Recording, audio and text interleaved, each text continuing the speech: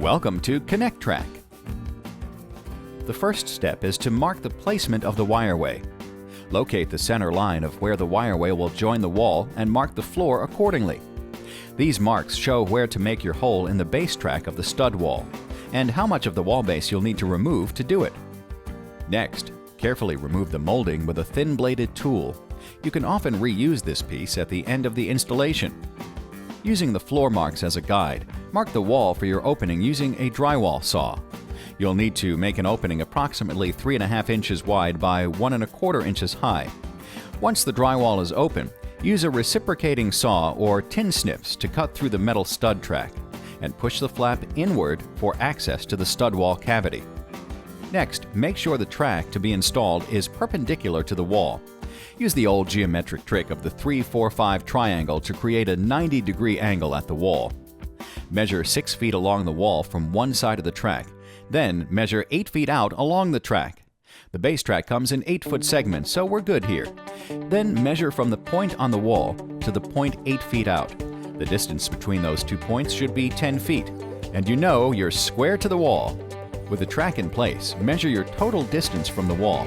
For our installation, that's 12 feet. Now we snap a chalk line to keep the track straight and square when we attach it to the floor. The track comes in 8-foot segments, so to get 12, we'll cut one length in half with a miter saw fitted with a non-ferrous metal blade designed for cutting copper and aluminum. Measure and mark the track. Don't forget your safety gear and make the cut. And as often happens during our installations, other contractors are working in the same space. It's not a problem. Floor prep can happen while we work. Our next step is to draw pilot holes in the track with a 1/4 inch drill bit suitable for aluminum. Putting one piece of track under the one we're drilling makes it easy. You'll need 4 holes per 8-foot section. When you've got those, put your track on your chalk line and use a hammer drill with a 5/32 inch concrete bit to drill through your pilot holes just over 1.25 inches into the concrete. If you're tackling the installation alone, we find it easiest to get the first and last screws in each section down to hold the track in place while drilling the holes in the middle. Use the included 1.25 inch screws and hand tighten so they don't break. A drill probably isn't necessary at all. They go in very easily. A little cleanup and you're ready to move on. Take the conduit and receptacle and place them into the track, marking the holes where the receptacle will be screwed into the base track. On your marks, drill holes just barely through the aluminum with a regular drill and a 1/4 inch drill bit. Through these holes, drill into the concrete with the hammer drill and a 5/32 inch concrete bit. Once again, go 1.25 inches deep into the concrete and hand tighten the screws. A little more cleanup and the electrical contractors can now feed the conduit and wires into the wall to attach to the junction box. When they're all set, it's time to install the ramps. High ramps first. Apply a 1/4 inch bead of exterior grade, heavy-duty construction adhesive onto the outside edges of the long sides of the ramp, about 1 inch away from the edges. That's plenty to support the whole piece.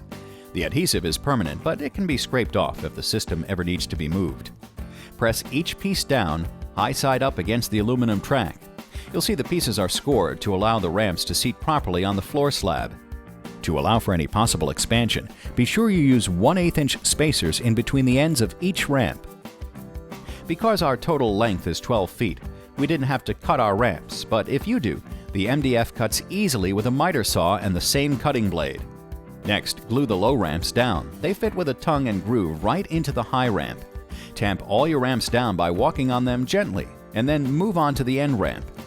End ramps come in various forms. Yours might be MDF or a rounded plastic. Either way, the installation is much the same. Just glue them down carefully and let the adhesive cure for a couple of hours before carpet is installed. Next, you'll secure the cover on the receptacle with the screws supplied. Now you can begin to install the wireway top cap. Start at the receptacle end and tap with a rubberized mallet or hammer end to snap the cap into place, tucking the wires into the cavity along the way. Measure the remaining space, mark and cut a piece of the cap to the length with a miter saw, then snap in your cut piece. The bulk of the installation is done, and the carpet can now be installed right onto the ramps, flush with the track. Once the carpet is in, it's time to get the base molding back in place.